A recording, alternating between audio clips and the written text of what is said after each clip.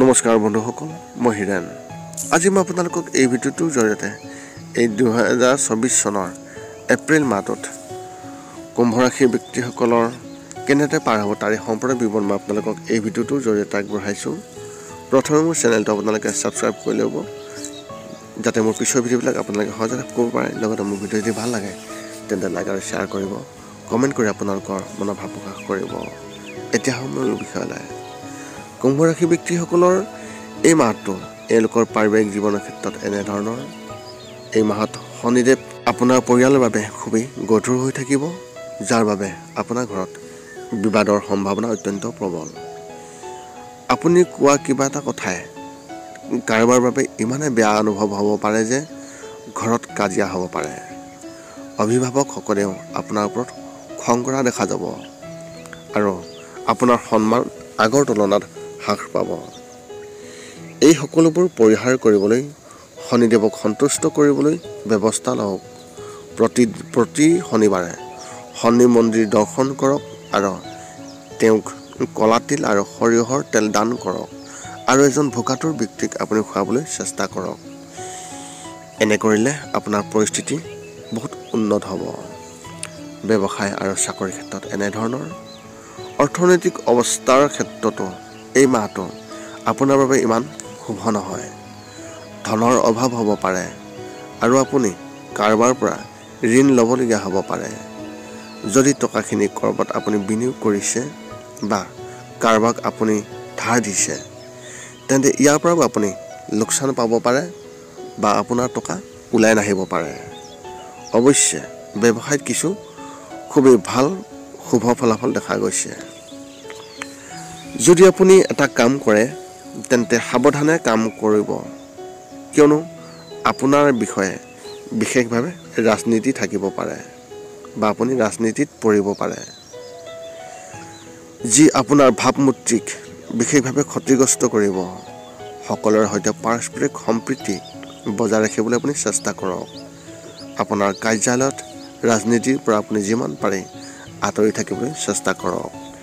শিক্ষা আৰু কেৰিয়াৰ ক্ষেত্ৰত এনেধৰণৰ। উচ্চ শিক্ষা গ্ৰহণ কৰি থকা যিসকল শিক্ষাৰ্থী, তেওঁলোকে নিজৰ বাবে এটা চাকৰি বিচাৰিব, কিন্তু তেওঁলোকে সোনকালে ইয়াক নাপাব। যদিও কিছুমান ভাল অফাৰ আপোনাৰ হাতলৈ আহিব, সেইবোৰ আপোনাৰ বাবে ইমান এটা উপযুক্ত নহ'ব। এনে পৰিস্থিতিত খৰখেদাকৈ আপুনি কোনো কাৰণতে সিদ্ধান্ত নল'ব আৰু ভৱিষ্যতৰ বিষয়ে বিশেষভাৱে আপুনি চিন্তা কৰিহে পিছত আপুনি এটা ভাল সিদ্ধান্ত ল'বলৈ চেষ্টা কৰক। যদি আপুনি কলেজত কাৰোবাৰ সৈতে হাই কাজিয়া কৰিছে বা আপোনাৰ যদি কাৰোবাৰ লগত বিবাদ হৈছে, তেনেহ'লে তেওঁলোকে আপোনাৰ প্ৰতিচ্ছবি ক্ষতি কৰিবলৈ বহুতেই চেষ্টা কৰিব। এনে পৰিস্থিতিত আগতীয়াকৈ আপুনি সতৰ্ক হওক আৰু কাকো ভালকৈ বা বেয়াকৈ আপুনি কোৱাৰ পৰা পৰিহাৰ কৰক বা আপুনি আঁতৰি থাকক। প্ৰেমৰ ক্ষেত্ৰত এনেধৰণৰ। এই মাহটো আপোনাৰ প্ৰেমৰ সম্পৰ্কৰ বাবে খুবেই ভাল। যদি আপুনি বিবাহিত, আপুনি আপোনাৰ সংগীৰ পৰা খুবেই শুভ সমৰ্থন পাব আৰু সম্পূৰ্ণ সমৰ্থন পাব। তেওঁলোকে আপোনাক প্ৰতিটো কামত সহায় কৰিব, যাৰ ফলত দুয়োৰে মাজত পাৰস্পৰিক প্ৰেম বৃদ্ধি পাব। সম্পৰ্কত আপোনাৰ বিশেষভাৱে গৰম হৈ থাকিব পাৰে। যদি আপুনি কাৰোবাক ভাল পায় আৰু কিছু সময়ৰ পৰা আপুনি তেওঁক এই কথাষাৰ ক'বলৈ চেষ্টা কৰি আছে, তেন্তে এই মাহটো সেই ব্যক্তিসকলৰ কাৰণে অতি শুভ বুলি বিশেষভাৱে প্ৰমাণিত হ'ব। এনে পৰিস্থিতিত আপোনাৰ বাবে এই মাহটো খুবেই ভাল।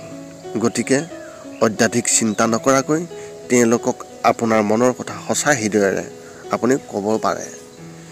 আপুনি ইতিবাচক ফলাফল আপুনি নিশ্চয়কৈ পাব। স্বাস্থ্যৰ ক্ষেত্ৰত এনেধৰণৰ। মাহটোৰ আৰম্ভণিতে চকুৰ সৈতে সম্পৰ্কিত যিকোনো সমস্যাই আপোনাক আমনি কৰিব পাৰে, কিন্তু লাহে লাহে ইয়াক সংশোধন কৰা হ'ব। অৱশ্যে স্বাস্থ্যৰ ক্ষেত্ৰত এই মাহটো আপোনাৰ বাবে স্বাভাৱিক হ'ব আৰু কোনো ডাঙৰ সমস্যা নহ'ব। মানসিক চাপ থাকিব যদিও টোপনিৰ অভাৱৰ বাবে আপোনাৰ কিছু ভাগৰ থাকিব পাৰে। এই সমস্যা পৰিহাৰ কৰিবলৈ যদি আপুনি শোৱাৰ আগতে কিছু সময় ধ্যান কৰাৰ অভ্যাস কৰে বা তাত আপুনি উন্নত ফলাফল পাব। সেইবাবে আপুনি শোৱাৰ আগত শান্ত মনেৰে কমেও 15 পৰা 20 মিনিট ধ্যান কৰাৰ অভ্যাস কৰক। আপোনাৰ এই মাহত শুভ সংখ্যা হিচাপে 4 আৰু শুভ ৰং হিচাপে আপুনি এই মাহত আকাশী নীলা ৰং ব্যৱহাৰ কৰিব পাৰে। পুনৰ লগ পাম অন্য এটা ভিডিঅ'ত। আজিলৈ ধন্যবাদ।